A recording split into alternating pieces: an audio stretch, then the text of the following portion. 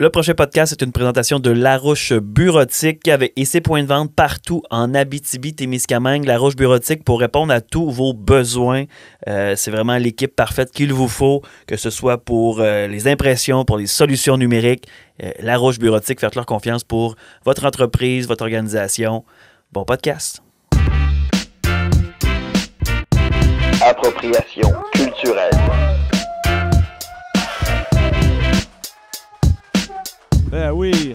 Merci. Appropriation culturelle, le podcast. Le podcast, on s'approprie la culture de un ou une invitée. Et cette semaine, on est en direct de notre nouveau décor au courant alternatif, Benoît. Hey! On n'est plus dans mon sous-sol. On n'est plus dans ton sous-sol. C'est bizarre. On a installé de la brique sur un mur. Ouais, c'est On a très... installé une belle TV. C'est bon pareil chez nous, hein? Ouais, c'est beau. Fait que là, enfin, on a un studio qui est plus confortable que jamais pour inviter des invités de marque. Mon nom est toujours Pierre... Hein? Amos? Non, mais où pas d'accent? Bon? Pas d'accent. Non, mais le où, c'est peut-être disponible en location, ça?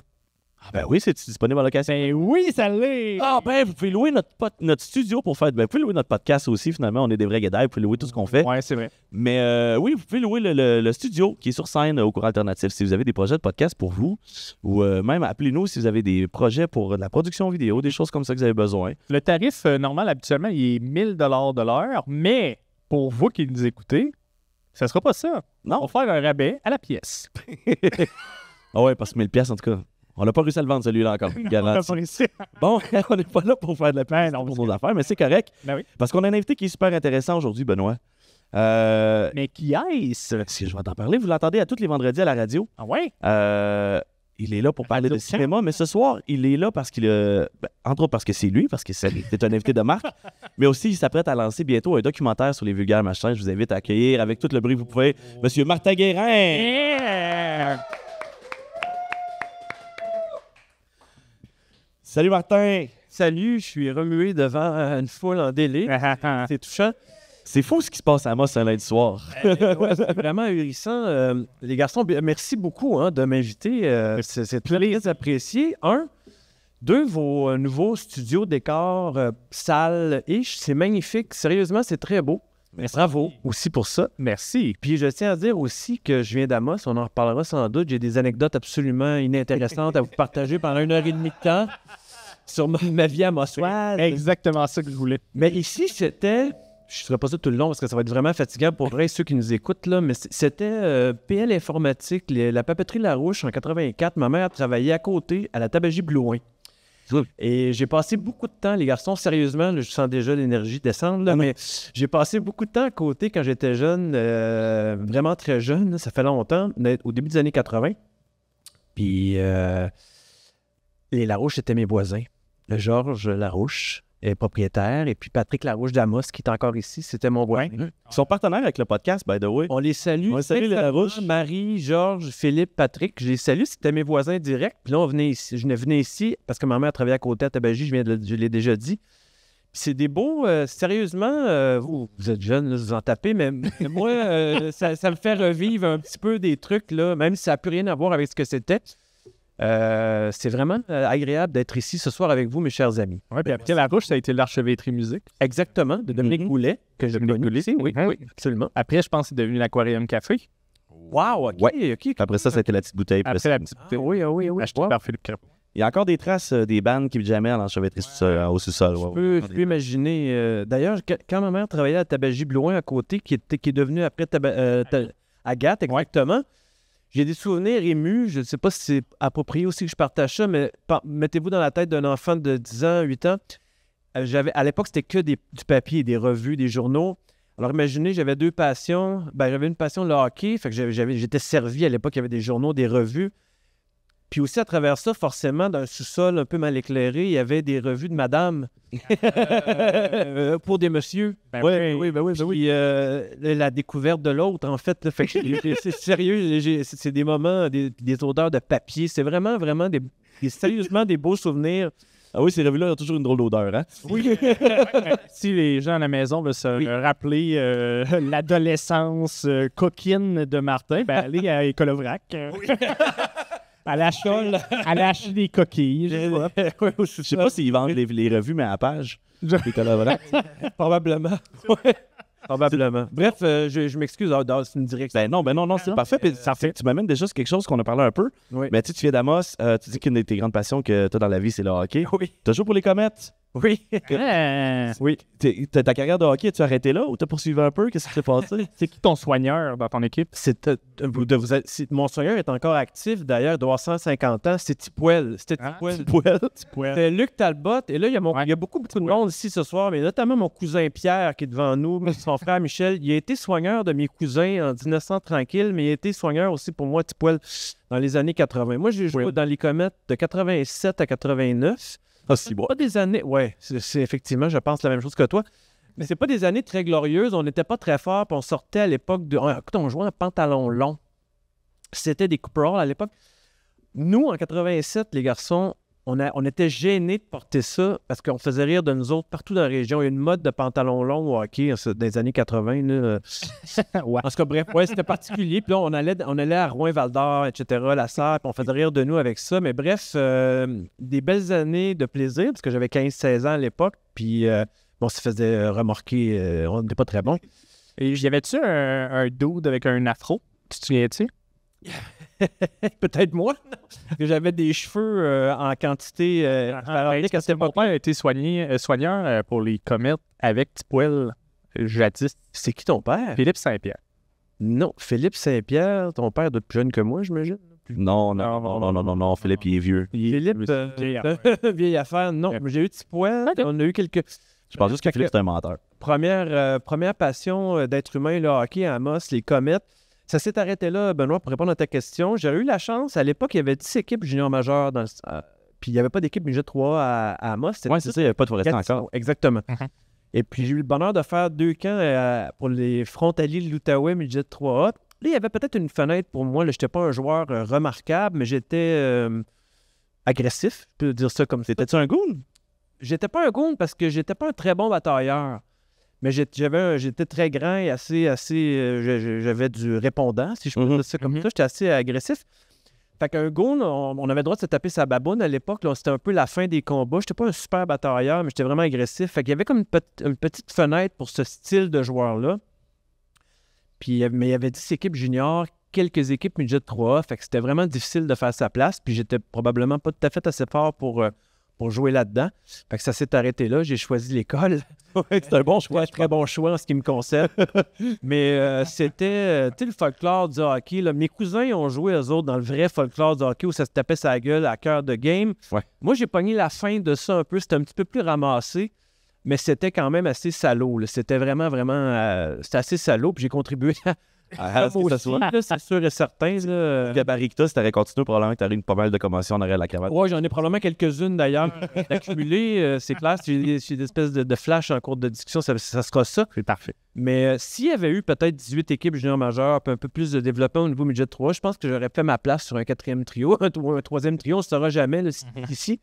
Mais bref, ça s'est arrêté là, oui. Mais je joue encore 3 fois par semaine, par ailleurs, à Rouyn-Noranda. Ouais. Dans les ligues de bottines ou les ligues de garage? Dans les ligues de garage, oui, je joue avec des niveaux assez variés, là, des plus jeunes puis des plus vieux. Là, fait que, oui, je joue encore beaucoup, pour vrai. Là. C'est comment dans les ligues de garage? Parce que, comme tu dis, c'est un gros ramassis. C'est toujours la même équipe à qui tu joues? Ou J'ai un groupe qu'on appelle, il y a ça aussi à Amos, là, les old-timers. Ouais. Oui. Il y a une culture de hockey assez forte. Les old-timers à Amos, ça joue au hockey pas mal. Quand j'étais jeune, vraiment très jeune, là, au hockey mineur, on allait voir les games d'old-timers tellement ça jouait fort. Là. Il y avait des anciens, les Sigouins, il y avait plein de joueurs là-dedans qui étaient très, très forts.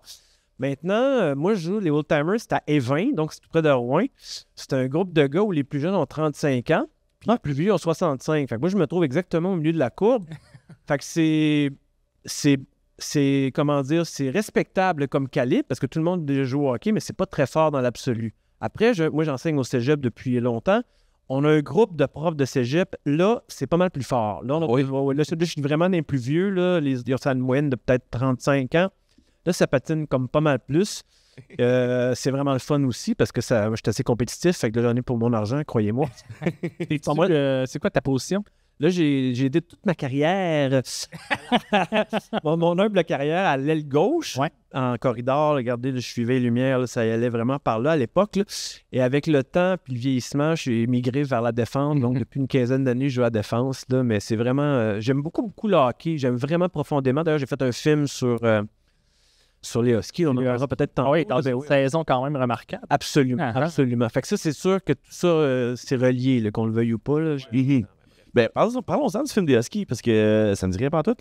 C'est... Ça ne dit rien pantoute. Ben, vite fait de même, non? Montréal. C'est quoi ça? Non, je te niaise, Ben. Non, il va falloir donner un cours à notre ami ici. Non, mais j'étais pas au courant, par exemple. J'étais vraiment pas au courant. C'était une saison quand même. Avant la saison, c'est là que vous avez discuté de faire le film. En fait, si je me permets de préciser, moi, j'étais avec les Huskies à titre de cinéaste pendant 6-7 ans. Fait que je suis arrivé là, comme toutes les équipes juniors majeures actuellement, les gars, ils produisent tout du contenu, là, des vidéos faites au téléphone, ou des fois des trucs un peu plus corporatifs. Fait que moi, je suis arrivé là en 2014, les Huskies avaient une très bonne équipe pour faire ça, pour faire du petit vidéo corporatif, souligner le 20e des Huskies. Là, je ne ferai pas ça en détail, ça va servir le 20e des Huskies. Ouais, le 20e des Huskies, puis tout ça. Fait que là, on a fait des trucs, ils ont gagné la coupe en 2016, c'était merveilleux, j'ai pu filmer ça. Là, j'ai continué avec eux autres, parce que j'étais entre 2 projets de cinéma. Puis en 2019, pour répondre un peu à ta question, Benoît, on a commencé 2018-2019, j'ai fait la même affaire que je faisais d'habitude, mais sans intention de dire je vais faire un film documentaire là-dessus. Je filmais à tous les matchs. Je filmais tout. Vous savez, moi, je viens de l'école du documentaire, c'est ce que je fais encore aujourd'hui. Fait que quand tu fais ce documentaire, tu filmes.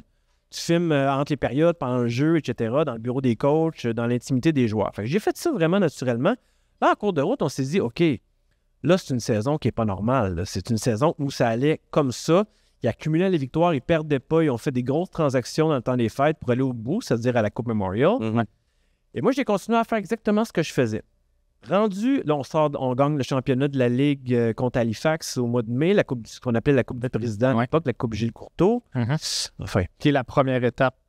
Exactement, qui nous permettait à l'époque d'aller à la Coupe Memorial, qui avait lieu aussi à Halifax en 2019. Et là, rendu là, on s'est dit, OK, là, on tient quelque chose pour faire un petit documentaire, un court documentaire sur la saison. Donc, les Huskies m'ont amené à Halifax pour filmer toute la Coupe Memorial, ce que j'ai fait avec un bonheur absolument indescriptible. Moi, l'ancien, vrai faux joueur de hockey, avec pas de carrière, mais beaucoup d'ambition. J'ai réalisé avec ces gars-là, puis ça, je me suis jamais caché pour le dire, j'ai vécu ça par procuration. Je veux dire, je captais, là. C'est ce que j'aurais aimé faire à cet âge-là, mais j'avais pas juste pas le talent pour le faire. Alors, j'ai filmé ça de tout bord, tout côté, en me disant, à ce moment-là, OK, là, ça se peut qu'on fasse de quoi, surtout si la fin est le fun, on risque de faire de quoi avec ça. Fait que finalement, la fin a été très le fun. On a gagné la Coupe Memorial. Et là, après ça, j'ai demandé aux Huskies, là, je pars avec mes images, j'aimerais ça faire de quoi? Un film. Eux autres, ils m'ont dit, évidemment, bénédiction, ils me connaissaient bien.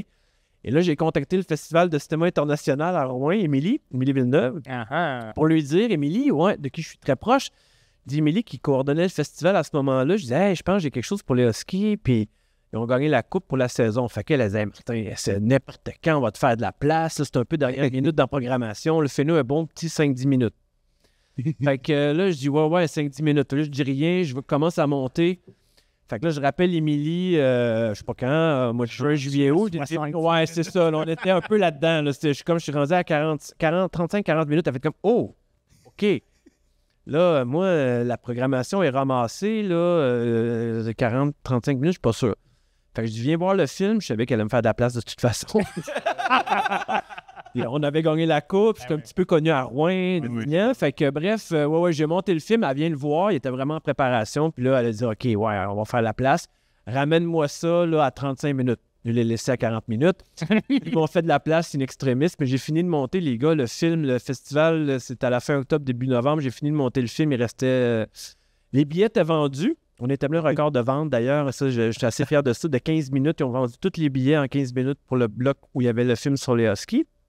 À ce moment-là, le film n'était pas terminé complètement. Fait que là, tu as eu de la pression. Un petit peu.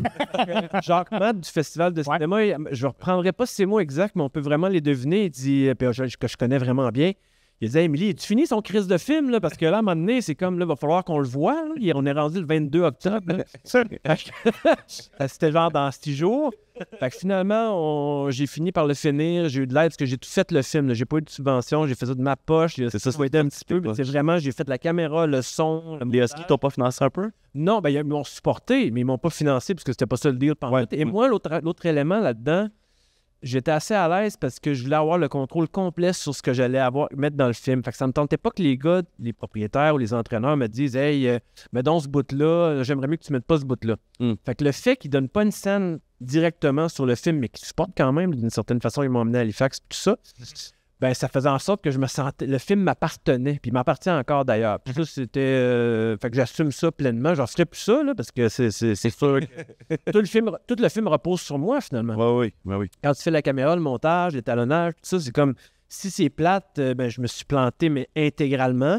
Puis si ça décolle un peu, ben, je présume que j'ai fait de quoi de bon, là. Fait que finalement, c'est un peu la voie que ça a pris, mais j'ai tout fait ça tout seul. Mais vraiment... Puis moi, je suis pas un caméraman. Les gens doivent savoir qu'en cinéma, c'est une job faire du Kodak, c'est une job faire du son, c'est une job faire du montage, puis c'est une job de faire la colorisation sur des films. C'est des professions. Là. Il y en a qui gagnent leur vie en ajustant puis en travaillant les couleurs sur un film. Toi, ce job-là, sur le podcast, on l'appelle Steve.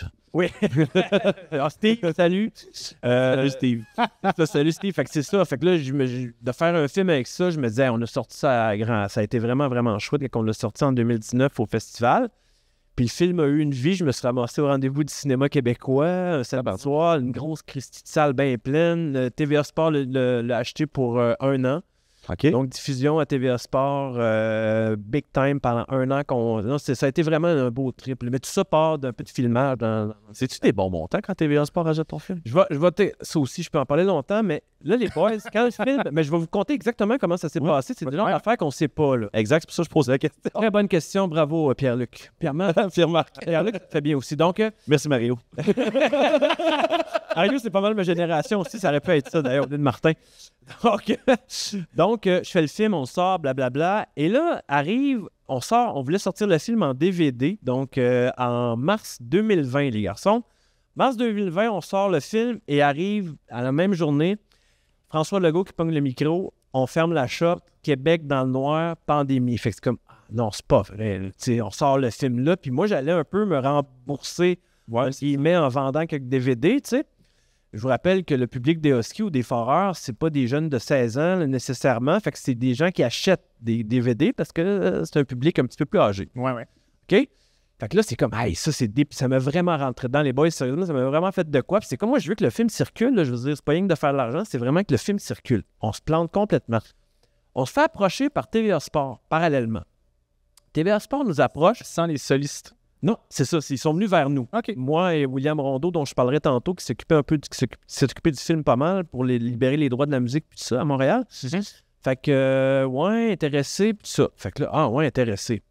Il donnait exactement 750 $ pour avoir les droits sur le film pendant 1 an. Ça veut dire que pour 750 $, il pouvait passer le film 24 heures sur 24 s'il voulait, ou 1 fois, ou 100 fois, ou peu importe. Ouais. Quand tu libères le film, tu signes, Ça leur appartient. ça leur appartient d'une certaine façon. Ils ont les droits, c'est-à-dire. Ouais.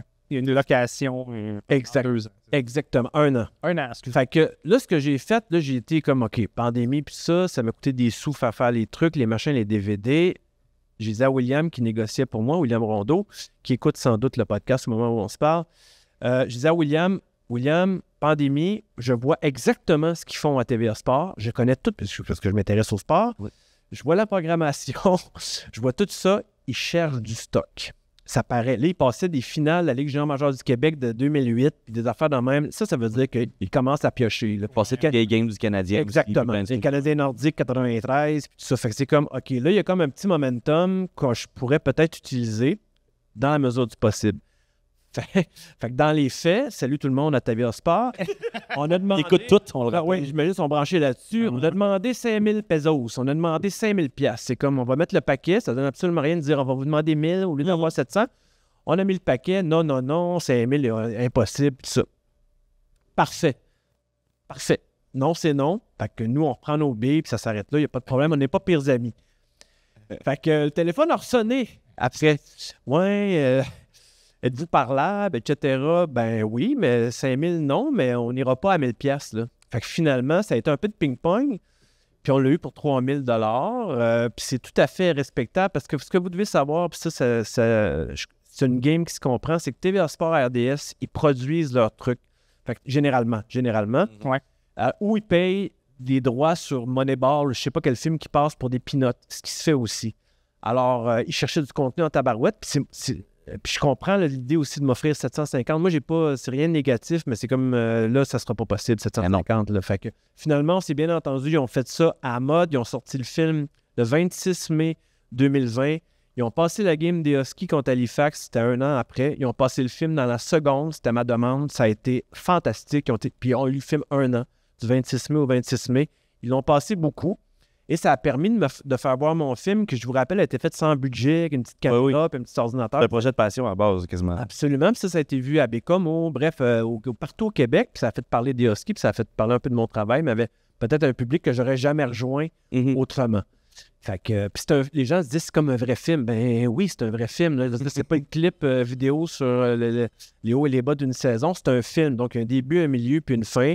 Il y a des arcs dramatiques, mais l'arc dramatique, ils ont perdu une game dans la saison. Ils n'ont pas perdu beaucoup. Là. Ça se faisait par période. Rendu là, ils ont moins bien joué une période. Fait que, puis j'avais un accès absolument complet là-dessus. C'est merci Mario Pouliot, qui était l'entraîneur des Huskies à ce moment-là. Je sais pas si vous imaginez 25 gars 20-25 gars d'une chambre de hockey qui se parlent. On le voit un peu que ce que le Canadien a fait, c'est corporatif. Oui, on s'entend faire le deuxième set. Exactement, c'est corporatif, c'est hyper contrôlé. Je comprends, c'est un peu plate, là, mais ça enlève un peu de spontanéité, mais c'est vraiment contrôlé. Alors que moi, il n'y a personne qui m'a rien dit. Ils m'ont dit, ils m'ont jamais dit, hey, non, ça, enlève ça. Jamais. Ils se sont fiés sur mon jugement, ils m'ont fait confiance et j'ai fait ce que je voulais tout le temps. Salut. Fait que ça a été vraiment fantastique pour moi. Puis là, ils ont eu le résultat. Vous imaginez la visibilité. Après ça, pour une équipe de hockey junior de point, c'est priceless là, quand même. Là. Puis là, le film, il est-tu disponible? Non, là, il n'est pas disponible. Ce qu'on veut faire, on va laisser le temps passer un petit peu. Moi, je vais le mettre en ligne. Et là, le moyen, les gars, c'est vraiment simple. Le film m'appartient. La musique qui est dedans, on a les droits libérés, toute la patente. Là, c'est de trouver une façon de le rendre en ligne, le rendre accessible pour pas trop cher, mais que je paye pas ou que les gens se mettent pas à le pirater ou à se le copier, même si ça va risque de faire ça quand même. Là. Fait que c'est de voir un peu comment, mais là, ça me stresse pas trop, mais je vais le faire au moment opportun, mais je vais le mettre genre en ligne, c'est sûr. Sur un genre de Vimeo. Exactement. Comme ça. Exactement. Fait qu'on surveille ça. Je te lance, pendant qu'on est dans le documentaire, pendant qu'on est dans les sujets, sur ce qui m'a porté à t'appeler. Oui. Tu es en train de réaliser un documentaire sur Vulgaire Machin. Oui. C'est-tu par rapport à leurs 30 ans? C'est-tu leurs 30 ans? Non, c'est par rapport à rien, Pierre-Marc. En fait, c'était aussi, ça va être long. Là, les gars, là, vous savez, je suis un enseignant. Fait que quand on me pogne un micro puis que j'ai un public, là, Anthony rigole, c'est un de mes anciens étudiants, ça finit plus. Là. C'est comme papa. Tu sais, je parle. C'est correct qu'on dit en même temps, nous autres, moins qu'on parle, plus c'est intéressant. On s'en parlera dans 10 minutes. Quand je vais avoir fini mon anecdote de 15 minutes. En fait, Vulgaire Machin, c'est venu vers moi. Je suis pas un fan de Vulgaire Machin. À l'origine, j'étais pas comme un fan de la première heure. Là. Je savais que ça existait. J'avais pas de respect pour ce qu'ils faisaient. Mais pour être très franc, je peux pas dire ah oui, c'était le groupe de les idoles de mon enfance. Premièrement, ils sont plus jeunes que moi. C'était improbable. Mais je savais très bien qui c'était, mais j'étais assez loin de leur travail, sans aucune forme de condescendance. C'était vraiment, j'écoutais d'autres choses.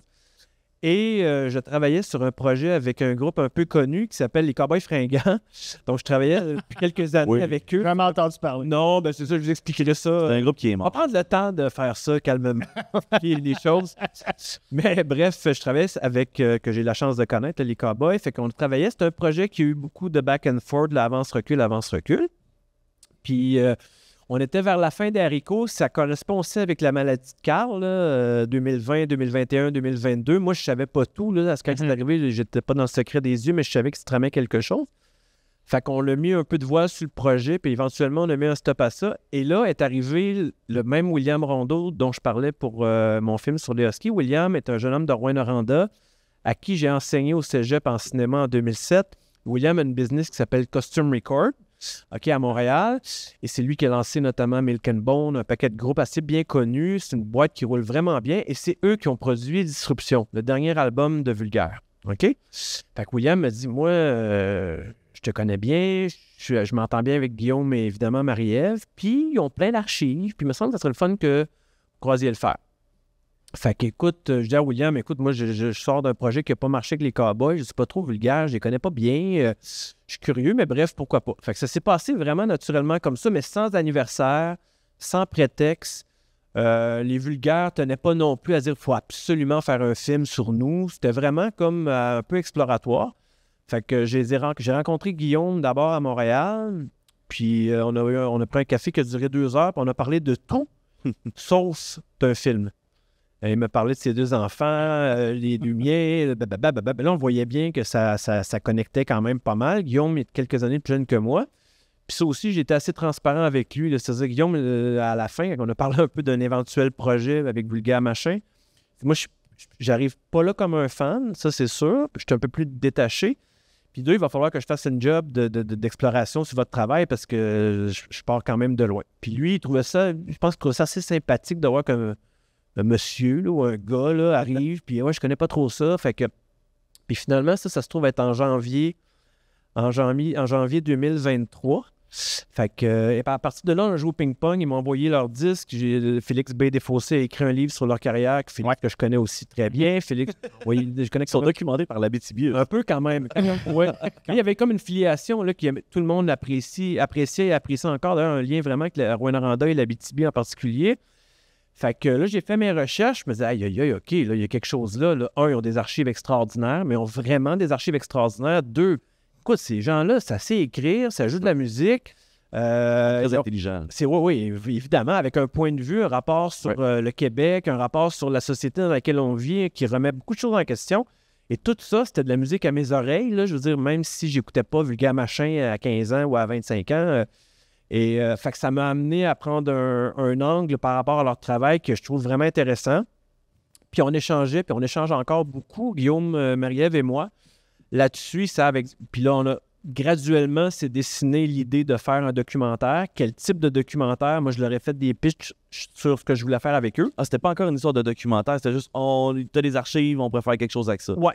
Puis explore, puis voit ce que ça dit, puis ça s'est construit tout à fait naturellement. Là. Je pense pas arriver à un moment donné, les appeler et dire « Ce matin, là, on est lundi, là, le 12 février, je pense qu'on va faire un bon film avec vous. » C'est pas arrivé comme ça, là. 1h30, là. Salut, j'ai quelque chose à faire. Bye. Mais c'est très similaire avec l'histoire avec les Huskies, dans le fond, tu sais, les deux, tu sais, c'est « Ah, je commence, on s'installe tranquillement, puis à un moment donné, fait comme « Ah! » Ouais, bonne observation, Pierre-Marc, c'est exactement ça. Mm-hmm. Là, c'était orienté, évidemment, parce que là, je savais, puis de l'autre côté, si j'avais pas été à l'aise avec ce qu'ils proposaient comme musique, comme texte, comme approche, j'aurais dit, ben, c'est pas pour moi. Que j'avais pas le poids de dire oui ou non. Puis eux autres aussi, ils s'attendaient à rien, là. Mais ça s'est construit plutôt rapidement, puis assez naturellement entre eux et moi. Puis ça nous mène aujourd'hui à Amos d'un podcast où je parle d'un projet avec eux, sur eux, en fait. Puis il s'est installé une complicité naturelle. C'est des gens que j'ai appris à connaître et que j'aime beaucoup. C'est des gens que j'apprécie là, vraiment énormément. Souvent, on passe du temps ensemble, avec Guillaume notamment. Cet été, il va rire, parce que je sais c'est sûr qu'il écoute ça. Là, j'ai déménagé son frigidaire chez eux. à fin juin, Martin, on devait se voir. Là, je peux pas, j'étais avec ma petite, puis tout ça. Fait que je débarquais là, Mais on a beaucoup de plaisir à être ensemble, puis on parle pas du film pendant ce temps-là. Là. C'est vraiment des contacts, discussions comme sur un paquet de cossins. Ouais. Mais là, ça précise ou ça construit une complicité. Mm-hmm. Puis après ça, j'ai l'impression quand arrive le temps de parler d'enjeux ou de trucs reliés au film, c'est beaucoup plus fluide. Ils savent à qui ils ont affaire, moi aussi. Fait que c'est des gens que... Il n'y a pas de game qui se joue. Non. C'est des gens très transparents, puis moi aussi. Fait qu'on échange... Il y a des sujets sur lesquels on partage peut-être pas de vision, ben on se le dit, puis c'est tout. Puis je veux dire, on est des grands garçons et des grandes filles, fait qu'on se parle calmement. Mais vraiment, c'est un projet qui m'emballe vraiment beaucoup. Moi, j'ai passé la cinquantaine, j'ai pas 150 films devant moi.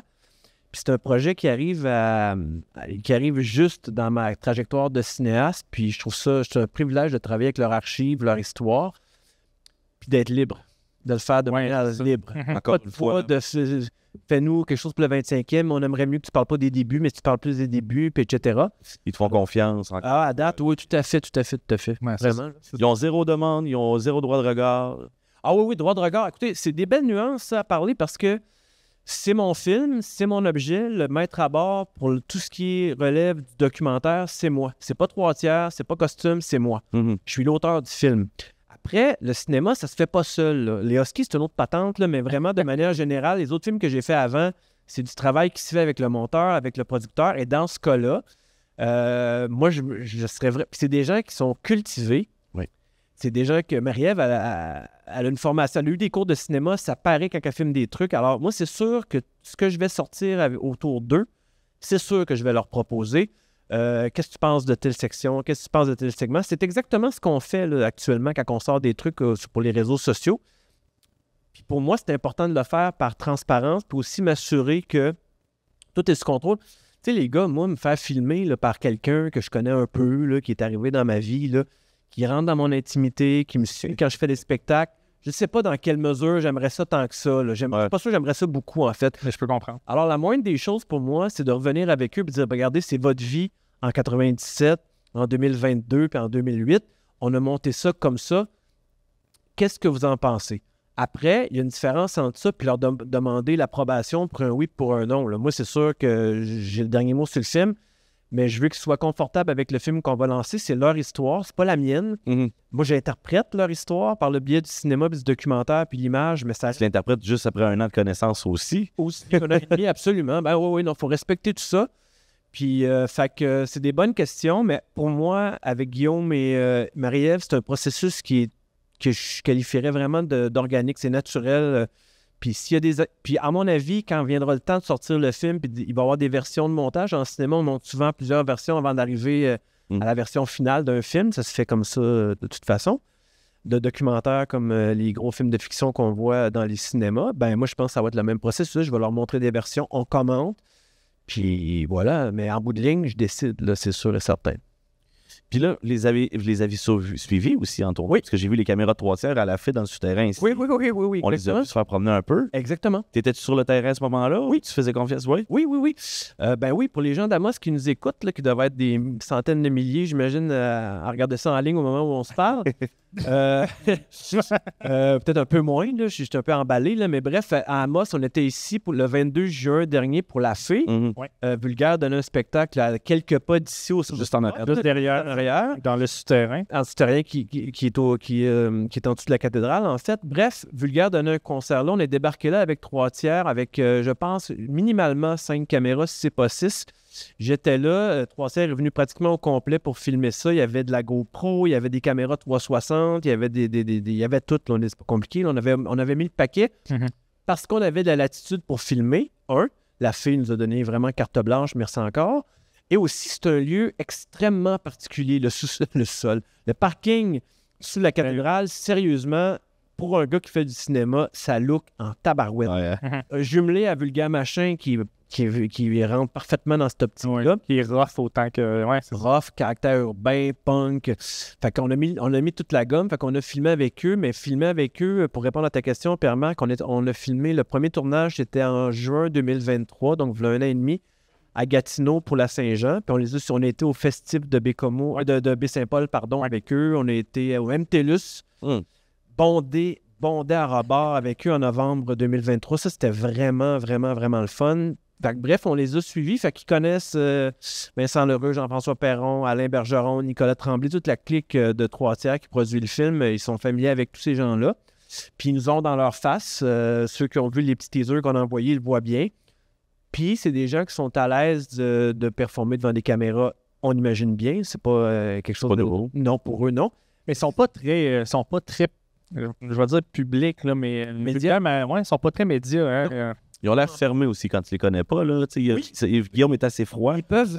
Ouais, ben, Oui, mais ils je peuvent peux comprendre dégager un ça. peu l'attitude de Vulgaire Machin, j'ai l'impression. Oui, tout à fait. Puis je pense que le film, Benoît, va proposer une autre perspective. En étant eux-mêmes, là, j'imagine mal Guillaume, Marie-Ève commençaient à faire les beaux puis les belles là, devant une Kodak. Nous, on a fait Vulgaire Machin. Oui, voilà, exactement. En tant que Vulgaire Machin, on est vraiment bon. On est en France une fois, puis bon, on n'est pas là-dedans. Mais là-dedans, il y a deux choses. Par rapport aux médias, je pense qu'ils choisissent vraiment ce qu'ils veulent dire et à qui le dire et comment le dire. Donc, ils sont vraiment conscients du message qu'ils portent. Puis les autres, ils ont fait leur carrière tout seuls. C'est-à-dire que, sans l'aide de plein de médias. Les Cowboys fringants aussi ont eu cette approche-là par ailleurs, donc très indépendants d'esprit. Ils faisaient les médias qu'ils voulaient bien faire. Vulgaire, c'est peut-être une coche de plus radicale, je dirais. Moi, en tout cas, j'ai l'impression que les Cowboys fringants puis Vulgaire Machin, ils se ressemblent un petit peu dans ce qu'ils veulent dire comme message. Là. Absolument. Ils sont très engagés. Quand tu écoutes les premiers textes, ils disent oui, en fait, même les vieux textes. Mais tu sais, Cowboys fringants, j'ai l'impression que c'était plus accessible que Vulgaire Machin. Tu sais, eux font leur musique, ils veulent pas faire de flafla autour. Non. Ils sont ils sont collaboratifs, parce que moi, j'ai eu la chance de les voir échanger avec des médias, faire des entrevues. Ils sont plutôt généreux. Là, Guillaume m'écoute, je suis sûr qu'il va dire « Oh, OK, plutôt, là. » Je suis convaincu. On est plus que ça. Oui, c'est ça. Ils sont généreux, ils sont eux-mêmes, mais tu sais, en même temps, faire des galipettes là, pour une télé communautaire ou pour Radio-Canada, c'est pas eux, là, c'est sûr et certain. Ouais. Alors, il y a ça. Puis, je dis pas que les autres groupes font des galipettes non plus, mais tu sais, il y a comme quand même un jeu. Je veux dire, Je pense pas qu'on voit Guillaume au tricheur. C'est ça. Aïe, ça serait bien cher pour voir ça.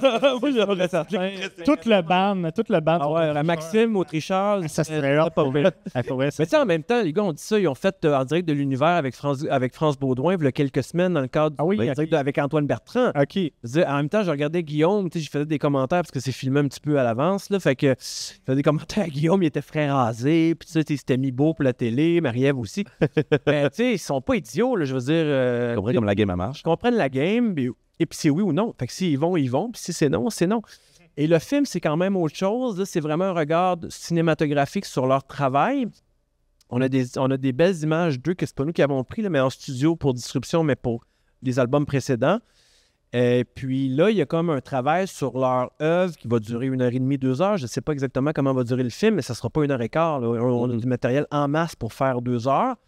Alors là, c'est autre chose. Puis là, ben, ils s'abandonnent, ils font confiance. Puis, mais c'est quand même un autre rapport que de faire un média comme on fait ce soir. Même ce qu'on fait ce soir, vous et moi, c'est un format particulier aussi. Ouais. C'est pas comme... puis je fais de la radio, vous l'avez mentionné à Radio-Canada, c'est une autre patente. Là, tu sais. On ajuste aussi le vocabulaire, l'image, à qui on s'adresse, selon qui on s'adresse. Ouais. C'est ce que je fais ce soir. À Radio-Canada, j'ai pas ce ton-là parce que c'est d'autres choses. Là, je veux dire. C'était petit Christ tantôt. Fait que... J'ai sacré. Ouais, c'est Ouais, j'étais sûr que ma mère n'est pas sur Internet parce que, ma foi, j'aimerais parler à mon cousin Pierre, il la connaît. Mais bref, c'est ça. Fait que par rapport aux médias, il y a ça. Puis c'est sans doute quelque chose qui va être abordé dans le film aussi. Parce que les médias ont changé en tabarouette entre 96 et 2024.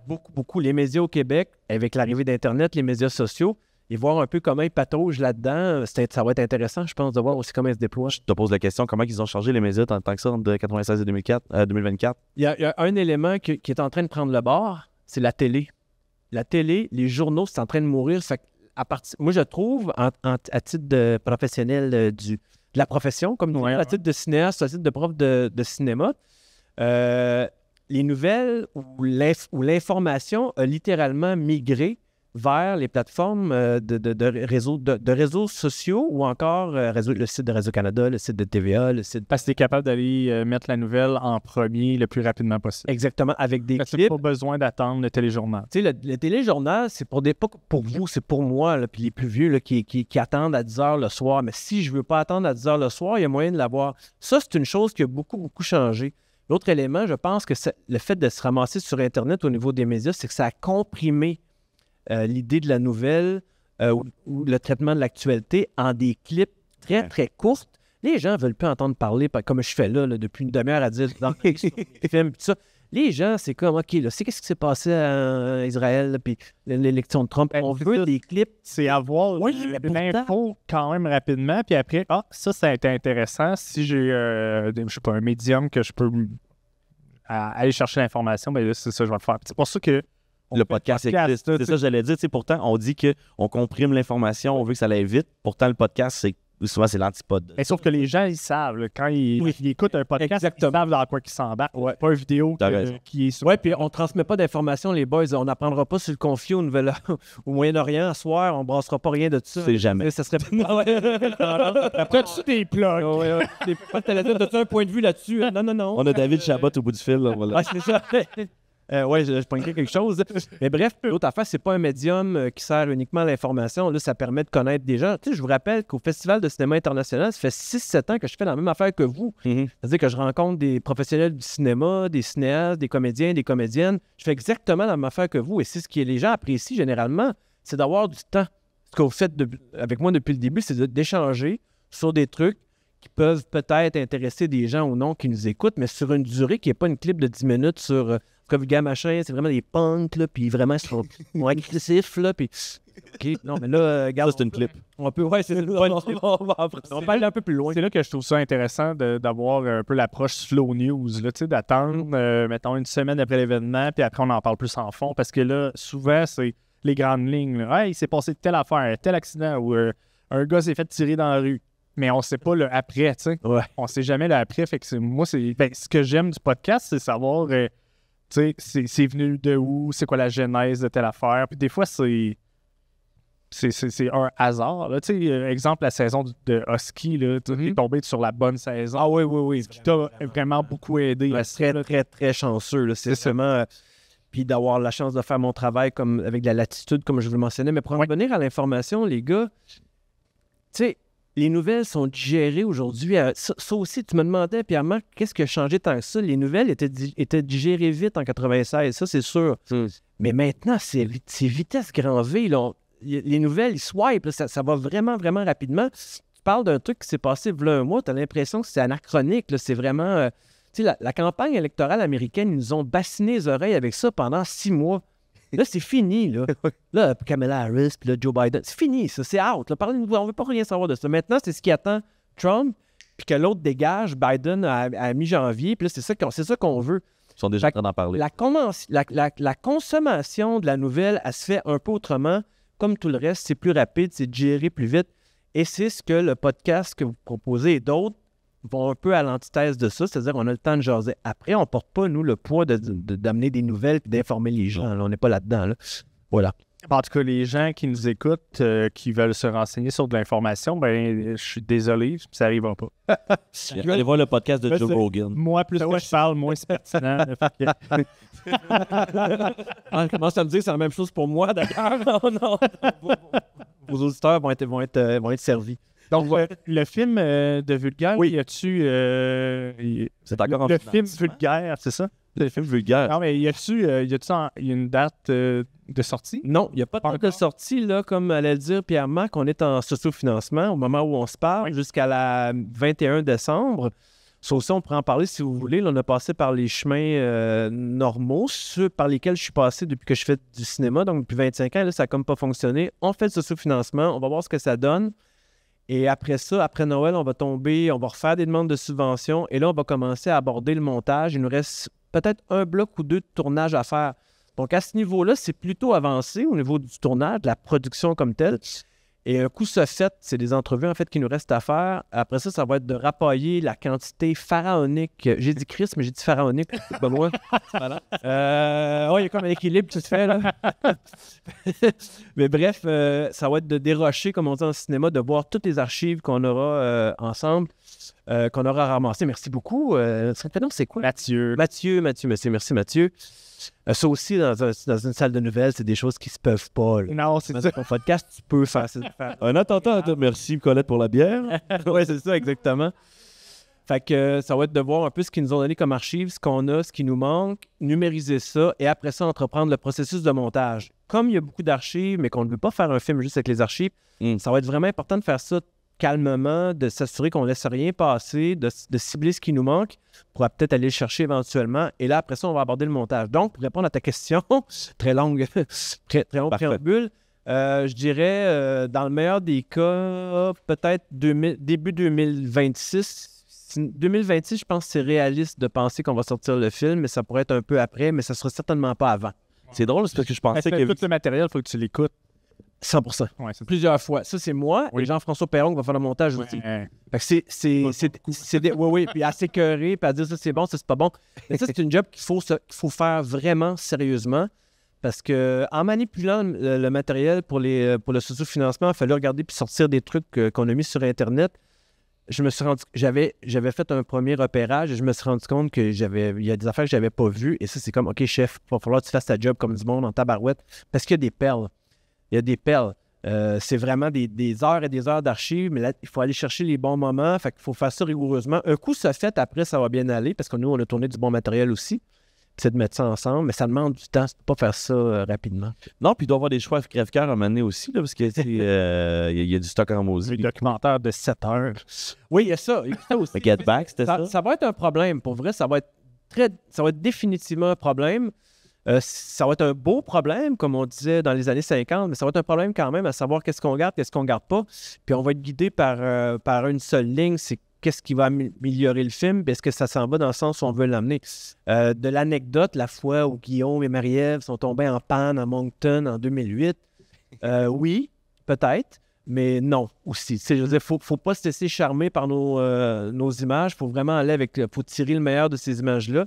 Il faut les intégrer dans un contenu qui va durer 1h30, 2 heures. Ça marche, ça marche pas. Puis ça, c'est une job qui est quand même qui demande de la rigueur et de ne pas trop tomber en amour avec ces images. Et c'est ce que beaucoup font et c'est ce que j'ai fait sans doute aussi. Je viens de le mentionner, mais Get Back des Beatles, c'est un peu ce que Peter Jackson a fait. J'ai l'impression parce que tu as 6 heures de documentaire, mais qu'il y a tellement de bouts qui servent à rien. Là. C'est vrai. Ben là-dessus, le film est sorti sur les Beatles, Get Back, dont tu parles. Pierre-Marc est sorti à grand renfort. Moi, j'ai vu, je me suis tapé quelques heures, puis à un moment donné, c'est comme, OK, là, j'ai saturé un petit peu, mais alors que j'ai eu des points de vue vraiment opposés aux miens. Non, c'est fascinant. Après, moi, je ne ferais pas un film de 7 heures sur Vulgaire Machin, mais je vais faire un tabarouette de 2 heures, bien ramassé, qui a un point de vue sur eux, sur leur travail, sur leur méthode, mais aussi comment ils s'inscrivent dans le patrimoine musical québécois. Parce que là, un groupe qui a 25-30 ans, punk, en français, qui vont en France, je ne sais pas combien de fois, qui ont un public là-bas. Là, il y a quelque chose. Tu vois, en show, il y a encore des enfants qui les écoutent, qui chantent à tue-tête, ça se perpétue, ça continue. Absolument. Là, il y a quelque chose là-dedans. Fait que c'est pas juste parler du groupe, mais c'est de les inscrire aussi dans une espèce de mémoire collective. Ils ont marqué le Québec de leur façon. Absolument.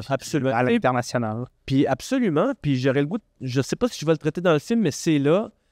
Comment ils ont été contaminés par les événements qui ont marqué le Québec, c'est-à-dire le référendum de 95, ça se trouve, 2001, le sommet des Amériques de 2001, là, tantôt je faisais référence aux 2 tours, mais la commission Charbonneau sur la corruption en 2012, la COVID, OK? Il y a des trucs là-dedans, certains non, mais il y a des trucs qui les ont touchés ou qui les ont inspirés. Ben comment? Donc, comment on les inscrit, comme tu disais, dans l'histoire du Québec de cette période-là? Je pense que c'est intéressant. Ça va donner du volume au film aussi. Enfin, pensez à ça, puis vous m'en parlerez. Non, mais mais je suis curieux. Moi, je suis curieux de voir, mais c'est sûr que, mettons, comparer Peter Jackson, lui, il a une tendance à faire des longs films aussi. Oui, c'est vrai. Ben non. C'est tout le temps l'extended shot. Là, extended cut. Le cut, oui. Des films sur 3 heures, mais quand tu rajoutes le director's cut, c'est genre 4 heures de plus. Là, ouais, effectivement. C'est vrai. Fait des longs. J'ai abandonné pendant les 2 tours, moi, les extended cuts du Lord of the Rings. J'ai abandonné.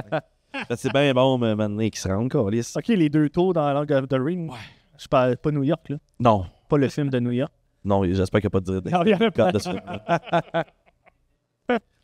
Puis, oui. Mais si on veut aider au sociofinancement, on l'a mentionné brièvement, l'épisode va sortir bientôt, là, mais si les gens veulent participer, où on va? C'est assez facile, en fait. D'abord, avant de parler de comment, juste pour dire pourquoi on fait ça, tu sais, là, vous avez de suspension. Non. Le fait qu'on ait tourné, qu'on ait amorcé la production, ça vient de ma poche personnelle à moi, de la poche de 3/3, donc les sous 3/3 et ceux de costume. Ça, c'est quelque chose qu'on assume. On ne se victimise pas en disant ça. On n'est pas les premiers à payer pour bon. Et là, à un moment donné, on est arrivé au bout de ça. Donc là, on était dans les 20 000, mettons, là, de notre poche. On s'est dit, là, il faut passer à un autre appel. On a été voir le CALC, le Conseil des arts et des lettres du Québec, qui m'a refusé 2 fois. C'est la première fois que je me fais refuser 2 fois le même projet. Ça a pincé un petit peu, je vous dirais, l'ego du cinéaste. Et là, on s'est dit, soit qu'on arrête, ce qui était peu probable, ou soit qu'on passe par le sous-financement, puis on voit ce que ça donne. Et c'est exactement ce qu'on a fait. On est allé avec la plateforme Indiegogo, qui est une plateforme un peu vorace, pour être très franc avec nous, mais avec les donneurs aussi, mais qui nous permet de ramasser des sous. On a collecté en Chine jusqu'à maintenant, en Belgique, en France, en Allemagne, aux États-Unis. En Chine? Oui. Vulgaire Machin est écouté en Chine. moi, à mon avis, c'est un Québécois qui était basé en Chine, qui aime Vulgaire Machin, qui a vu ça passer, qui a donné des sous. Mais on est capable d'aller voir d'où viennent, pas dans le détail évidemment, là, mais dans les pays d'origine des dons. Donc, Indiegogo, c'est une plateforme, c'est facile. Vous tapez Vulgaire Machin, Indiegogo, ça va vous amener directement là-dessus. Et là, vous choisissez le montant que vous donnez. Je tiens à dire... 40 000, mettons. Exactement. Ouais. C'est le minimum, Benoît. Ah oui. Je trouve, tu commences mollo, là. Ouais, mais là, avec l'inflation. Oui, c'est ça. Il faut respecter le fait qu'on sort d'une crise. les taux d'intérêt ont remonté. Et bref, vous choisissez le montant, puis associé au montant que vous donnez, c'est important de savoir que si plus tu donnes un montant élevé, entre guillemets, 100, 200, 500, 1000, 2000, bien là, il vient des trucs avec ça. Notamment, moi, c'est ce qui m'allume le plus. C'est sûr, c'est des gros montants, mais quand ils ont fait les presses des vinyles des Vulgaires Machins, ils ont gardé les moules. Oh! Et moi, j'étais un peu obsédé, là, si on prend en parler pendant 2 heures. C'était vraiment par le passé, la nostalgie. Ouais. J'ai fait un film sur les ventes de garage au moment où vous étiez peut-être pas au monde, lors de 2001. J'ai fait un film là-dessus. Donc, il y a les presses, notamment, alors qu'on va faire signer par le groupe, qui peuvent venir avec un don substantiel, là, on s'entend, parce qu'on n'a pas 15 000 presses. Là. Non. On en a quelques-unes. Alors, moi, c'est le genre de cossin. Si j'étais, j'étais un fan, die-hard fan comme il y en a, ça, là, j'irais là. Il y a ça avec des gros montants, mais aussi, on peut se ramasser au générique pour un certain montant. Donc, les gens vont sur Indiegogo, choisissent, et j'avise les gens, quand votre montant va être inscrit, 30, 10, si vous voulez, 500, Indiegogo ajoute un type que vous n'avez pas demandé, et le type, il est juteux. Donnez pas de type à Indiegogo. Indiegogo, on les paye pour être là. Et ça, ils le font, qu'on le veuille ou pas, on n'a pas de prise là-dessus. Fait que vous enlevez ça, si vous cliquez sur le type, puis vous l'enlevez, c'est facile. Et vous mettez, Benoît va mettre, je pense qu'il m'avait dit 500-600 là, avant le podcast. Quelque chose comme ça. 40 000. Rien de trop emballant. J'ai pas envie de manger pour être professionnel. C'est ça. OK, fait qu'on l'enlève le type. Oui, Fuck Indiegogo. Ben, en fait, nous, on le paye. Ben, c'est ça, vous le payez déjà. On le paye un bon... Ils doivent récupérer. C'est sûr, si vous le payez par le pourcentage qui vous. Exactement. Ouais. Exactement. Fait qu'on va faire un total à la fin, le 21 décembre, de ce qu'on aura amassé. Et eux, ils prennent ça, c'est transparent, ils n'inventent pas des sous, là, mais ils prennent un pourcentage de ça, puis c'était pour le prix à payer pour être là. Mm-hmm. Et il y a Revenu Québec éventuellement qui va passer. C'est légal, c'est normal, on joue les règles fair enough, là. Fait que ça fait que... Mais ça, c'est dans le game. Ça, on le savait avant, mais bref, fait que là, les gens peuvent faire les dons. Et c'est surtout ceux qui écoutent le podcast actuellement, puis qui n'ont pas de sous à donner, ben, c'est de partager. C'est juste aller sur le Facebook des Vulgaires Machins ou Instagram, puis c'est de partager la possibilité de donner des dons. Puis l'argent va à l'écran. Ça, il n'y a pas de secret, là, une fois Indiegogo puis tout le monde payé. L'argent va à l'écran. Puis l'autre élément qui est important, c'est qu'on a quand même le privilège de produire un film en Abitibi-Témiscamingue sur un groupe d'envergure comme Vulgaire Machin. Les sous, là, c'est ici, là, c'est dans la région. Là. Non, c'est ça. Fait que ça, pour moi, Faites travailler des gens de la région. Non, mais c'est vrai, ça compte, Pierre-Marc. Non, je suis vraiment Ce genre de projet-là, regardez ce qui va arriver avec les Cowboys fringants dans les prochaines années lorsqu'ils vont sortir des trucs. Ça ne sera pas fait à Rouen, puis à Val-d'Or, puis à Bécomo. Ça va être fait à Montréal par des boîtes qui sont compétentes pour le faire, mais ça m'étonnerait qu'ils fassent ça à Chicoutimi. Là. Ouais, je trouve ça intéressant parce que, tu sais, avec Sophie Dupuis aussi, qui produit des shows, Salut Sophie. Des films. Salut Sophie. Qu'on a déjà reçu aussi au podcast. Oui, qui est mon ancienne étudiante en passant. Ah ouais? Oui, Sophie, oui. Ben, tu sais, c'est ça, moi je trouve ça intéressant parce que, tu sais, oui, la complexité, c'est souvent parce qu'il n'y a pas les corps de métier en région, donc c'est apporter ces gens-là de Montréal, mais il y en a. Fait que je pense qu'il faut l'utiliser. Et puis, tu sais, absolument. Je pense que c'est ça qu'elle a fait, Sophie, à l'époque. Là. Sophie, quand elle a tourné 3 longs métrages. Elle a tourné beaucoup de courts métrages. J'en parle parce que, j'ai enseigné quand elle avait 17 ans, et 2, on est resté en lien, Sophie, le département de cinéma et nous. Là, fait qu'on est vraiment restés proches. Sophie a fait 3 longs métrages. Le premier, il l'a tourné à Verdun, essentiellement, qui s'appelle Chien de garde, qui est absolument splendide. Ouais, ça, c'était super. Son deuxième, Souterrain, dans lequel j'ai eu le bonheur d'avoir un petit rôle parlant, d'ailleurs. Elle m'a fait cette fleur-là. Oui, tu te souviens pas? Oui, ben j'espère que non, parce que même mon propre enfant ne m'a pas reconnu, il me donnait des claques. C'est quand t'arrives. Chris, ça fait 10 minutes. Sacré. Caline, ça fait 10 minutes que je viens de passer, puis il ne m'a pas reconnu. Donc, c'est pas important, là, c'est de l'anecdote, là, mais je joue un rôle de chef de... Non, mais c'est parce qu'Émilie est là dans le film. Émilie Villeneuve est là. Il y en a Virgile aussi. Exactement. C'est le plus beau tabarnak de l'histoire du cinéma. Exactement. Moi, c'est beaucoup moins spectaculaire que ça. Je suis l'instructeur de sauvetage de ces gens-là.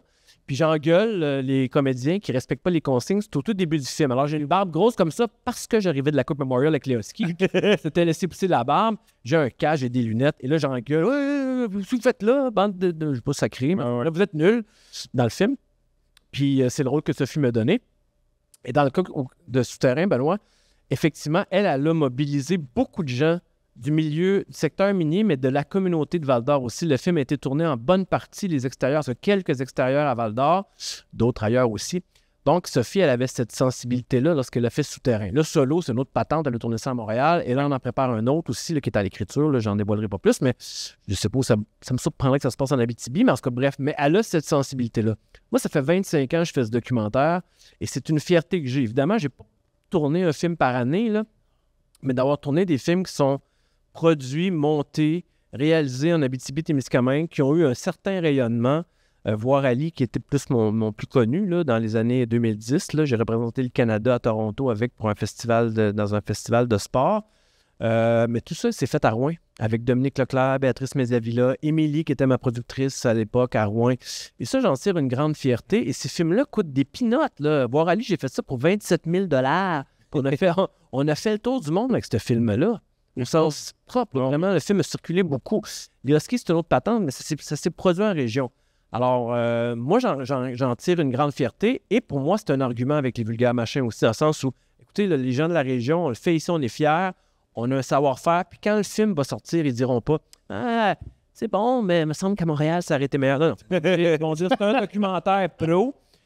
C'est solide, c'est bien monté. » Puis l'argent va à l'écran, puis on va tirer une bonne fierté de ce film-là. J'en suis convaincu. J'ai plutôt convaincu. Mettons que je donne... Moitié, j'ai pas de doute. Excuse, vas-y. Non, vas-y. Mettons que je donne 100$, là, je peux savoir que ma face qui dit « Bienvenue au documentaire des vulgaires machins Je pense pas, man. Benoît, ». 110$. Il va falloir que tu rajoutes des chiffres. Là, que là, il manque de zéro à quelque part. Bon. Mais Benoît, si tu disais, là, à part ta face, mais si tu disais, moi, je t'aime beaucoup, Martin, j'apprécie beaucoup ce que tu fais, tu m'as vraiment charmé pendant le podcast. si tu me disais ça. Dans mes pensées. Oui, j'imagine bien. Si tu disais ça, tu pourrais avoir, Benoît, ton nom à titre de producteur. Mais là, évidemment, il va falloir que tu ajoutes des zéros. Mais c'est vrai, on donne la possibilité aux gens de voir leur nom générique, mettons Joe Blow, producteur exécutif. Là, il y a un don qui doit être conséquent. Mais ça existe, c'est une formule qui existe. Ça aussi, si on avait fait un film sur... Moi, j'aime beaucoup le chanteur Leonard Cohen, là, qui est mort il y a quelques années. J'ai voué un culte à cet homme-là. Mais si on m'avait approché pour me dire, écoute, donne-nous donc une coupe de 100$, puis j'avais eu une coupe de 100$, Benoît, pour avoir mon nom à coller sur un de ses films, moi, je l'aurais fait. Après, là, les gens font ce qu'ils veulent, puis donnent ce qu'ils veulent. Mais il y a d'autres forfaits, là, c'est pas juste, il y a des affiches, je comprends. de cossins liés à Vulgaire Machin qui sont des dons. Fait que ça, c'est d'aller sur Vulgaire Machin Indiegogo. Si les gens sont à l'aise et confortables de donner, nous autres, on tire pas sur la manche des gens, mais c'est là. Puis l'argent va à l'écran, puis on laisse comme ça pleinement. Ouais. C'est parfait, allez donner au film. C'est un groupe vraiment intéressant du Québec. Oui, moi, ça a bercé mon adolescence. Ah oui, hein? Vous n'avez pas parlé de ça, mais parlez-moi un peu de votre rapport avec Vulgaire Machin, si ça vous gêne pas. Ben, moi, j'ai eu un band de punk quand j'étais un ado. Fait qu'on faisait des covers de Vulgaire Machin en show pour combler notre set qu'on pouvait pas faire. Fait qu'on avait des sets de 45 minutes à faire. On avait notre demi-heure plus 2-3 tonnes de Vulgaire. Ah ouais, qu'est-ce que vous jouiez à l'époque? Amos, Pierre-Marc. Fausse route. Moi, je jouais Fausse route. Tu jouais Fausse route? Quand on jouait Fausse route, qu'est-ce que c'était? Et l'autre, c'était Trino Triluan. Que j'aime beaucoup, Trinito Triluan, j'ai de la misère à dire comme du monde.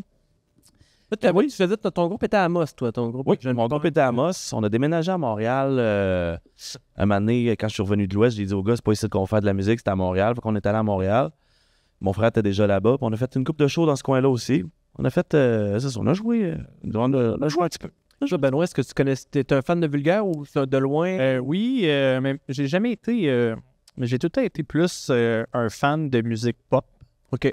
Mais, oui. Mais j'avais un de mes amis, très bon ami depuis longtemps, que lui, c'est vraiment un amateur de musique metal, rock, punk. Fait que j'avais découvert Vulgaire Machin depuis, puis c'est resté accroché depuis. Ah oui, hein? Mettons, depuis mon secondaire que je connais. Ah, vous faites votre secondaire à Amos, les deux? Les deux. Oui. Ouais. Fait que vous êtes nés à Amos tous les deux? Ouais. Non, t'es né... Non, toi, t'es à Val-d'Or. J'étais un Val-d'Orien. Ah, t'es un Val-d'Orien d'origine? Ouais. OK. Mais je me souviens pas d'avoir des Canadian Tire. Ben. Non? Tu veux pas faire de l'anulingus? Tu vas devenir un lieu apparemment patrimonial. Ben oui, Je travaille sur un documentaire ce matin. Aïe, aïe, aïe, aïe, aïe. Heureusement, ces choses-là n'arrivent pas à Rouen. Non, Ça arrive non. jamais, là. Jamais. Est-ce que tu as toujours... Ben là, vraiment, je saute du coq à l'âne. Oui, vas-y. Est-ce que tu as toujours voulu être professeur? Pour devenir professeur? Oui. C'était ça l'objectif? En fait, je sais pas si ça va intéresser les gens, mais Oui. oui, sûrement, forcément. Ils sont rendus là à cette heure-là. Oui, ça écoute plus, puis ça fait déjà d'autres choses. De toute façon, on peut dire n'importe quoi, mais quand j'étais au primaire secondaire, je m'enlignais vers ça. Je souhaitais, surtout le secondaire, là, je souhaitais enseigner l'anglais, bien humblement. Mon niveau d'anglais était vraiment pas assez fort, mais l'idée de transmettre ou l'idée de la pédagogie, c'est-à-dire ou l'idée que je m'en faisais, en fait, surtout, là, ça me plaisait bien. Mais j'ai pris un chemin qui m'a mené vers l'éducation spécialisée au cégep, qui n'a rien à voir avec la pédagogie. Et je pense que je suivais les traces de ma sœur un peu aussi, puis la psychoéducation, ensuite à l'UQAM. Donc là, j'étais assez loin de devenir un enseignant. Je me destinais vers une carrière d'intervenant, en fait, littéralement. J'ai travaillé au centre d'accueil Normand à Amos. Oui, comme intervenant. Puis j'ai travaillé à l'Étape à Val-d'Or, qui est devenu les centres jeunesse. Je pense que ça a changé de nom. À l'époque, ça s'appelait l'Étape. Là, je vous parle du milieu des années 80. Ouais, ben ça, quand j'habitais à Val-d'Or, on appelait ça l'étape. L'Étape à l'époque. L'étape, c'était connu, là, c'est la prison des jeunes. Oui, Ouais. c'était... Écoutez, oui, je travaillais dans des unités Inuit écrites là-bas. Et en faisant tout ça, à travers mon bac, je me suis rendu compte que ça se dit en 2024, mais j'étais pas très bon, en fait, puis j'étais trop sensible pour faire ce job-là. J'aurais pas dit ça dans ce moment-là, parce que l'orgueil d'un petit coq de 25 ans, là. mais maintenant, oui. Puis, Mais non, mais c'est difficile parce que c'est difficile, hein? sérieux là, à la difficulté des gens. Là. J'ai travaillé 5 ans dans le domaine aussi chez Seco. Ah oui, puis oui, c'est une... À l'accueil d'Amos. Ah oui, hein? Oui, comme surveillant, puis un petit bref instant comme intervenant. Là. Ah oui, hein? C'est dur sur quelqu'un. C'est difficile. Tu sais, les gens qui font ce job-là, moi, ils ont tout mon respect. Mhm. Tu sais, moi, ça fait 25 ans que j'enseigne le cinéma. Là. Je papote. Là, puis, Anthony qui est devant moi, il m'a eu comme enseignant. Tu sais, là, t'es comme sur une scène, tu parles, puis là, les gens t'écoutent. Tu sais, moi, j'étais un peu intense, fait que j'aime bien ça rire. Mais c'est fantastique. C'est vraiment fantastique. C'est un privilège, tu sais. Puis c'est ma discipline, le cinéma, c'est 360 degrés. Pour moi, c'est partout, tout le temps. Je l'enseigne, je fais des chroniques, je réalise, j'écris, c'est fantastique.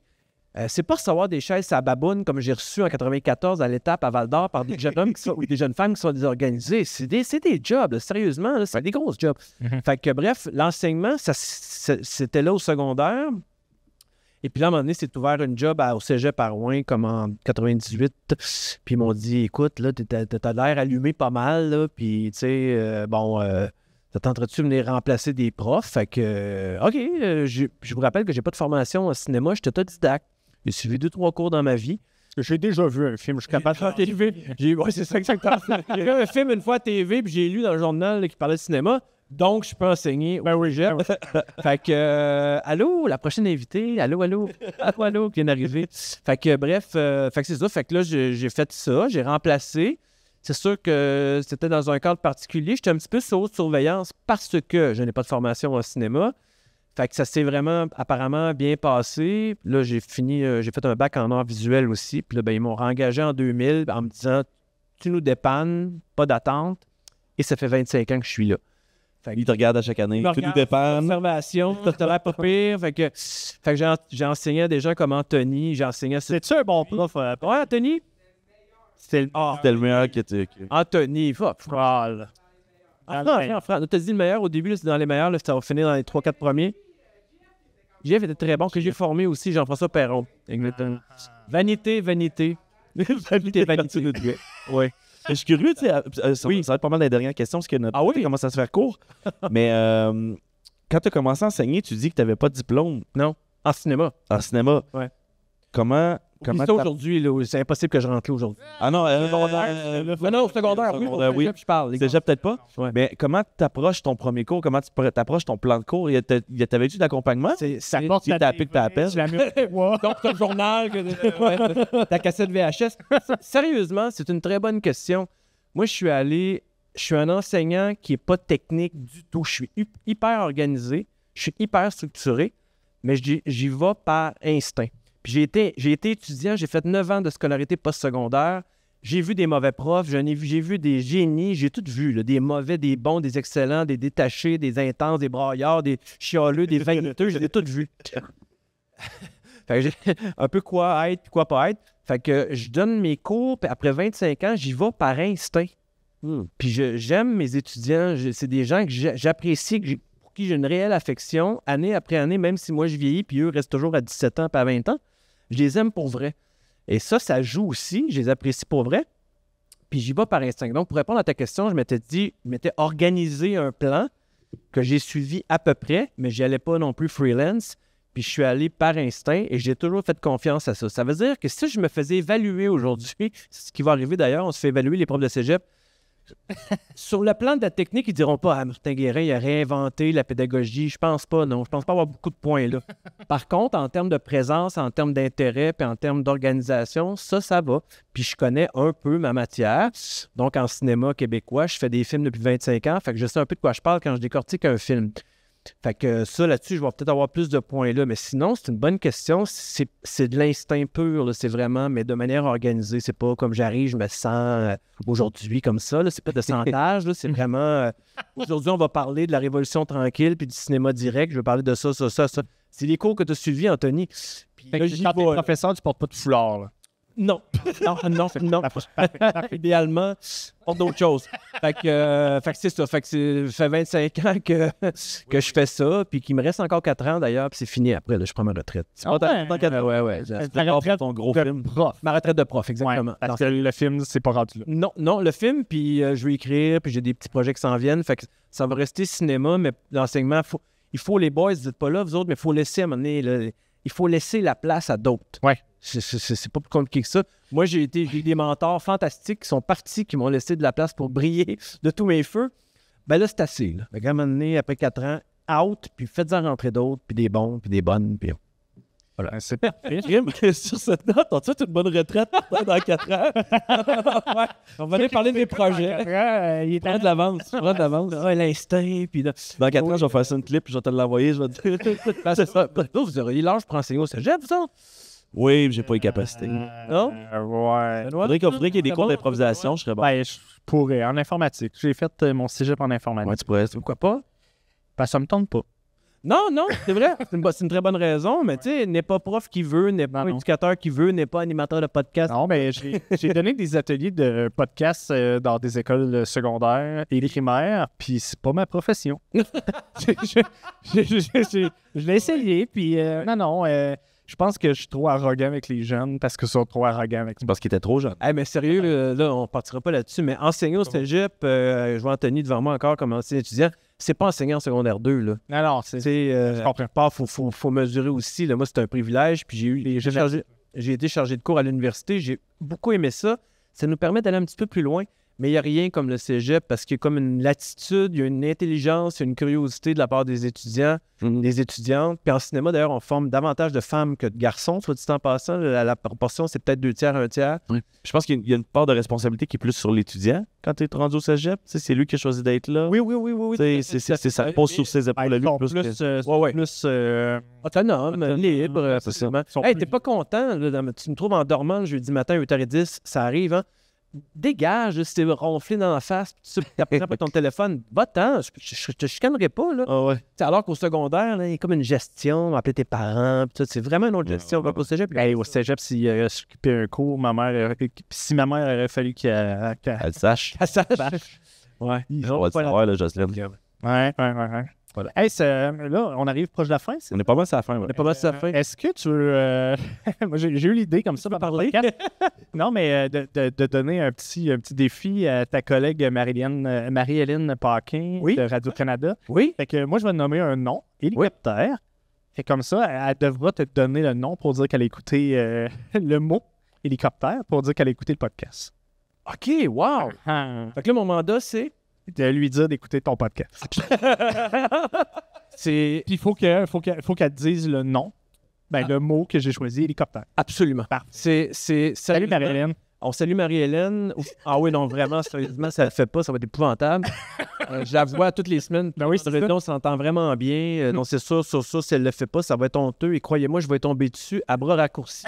En janvier, si elle a pas dit le mot et elle a pas fait référence à votre brillant podcast, mes chers amis. Hey, surtout que c'est ça à la fin en tabarnouche. Ben oui, mais c'est ça. Mais Faut à la prochaine c'est à la l'écouter. fin, là, faut, Non, tu dis pas. Non. Qu'elle cherche. Ben merci Martin. Écoute, j'espère que tu as apprécié ton passage avec nous. Et j'ai trouvé ça fantastique, messieurs. Merci. C'est la première fois que je me fais recevoir sur une... C'est à Radio-Canada où j'ai un mandat, mais là, c'était d'être reçu. C'est merveilleux. Vous laissez beaucoup de place à des bavards comme moi. Fait que c'est exactement ce que je te dis. Moins qu'on parle, plus c'est intéressant. Fait que, c'est pas l'intérêt, là, c'est dur à dire pour moi, là, mais j'ai pas l'impression que c'est si intéressant que ça. Mais après, c'est vous qui jugerez. Vous m'avez invité. Fait C'est que, super. organisez-vous les exactement. On va s'organiser avec ça. les codes d'écoute. Fait que Benoît, je te remercie. Merci. Merci Steve à Technique aussi, qui est tous les jobs du cinéma réunis en un seul homme. Oui, en un seul là. Ouais. On le remercie. On l'a engagé pour pas cher, lui, me semble. Ah, il est pas mal gratuit, ouais.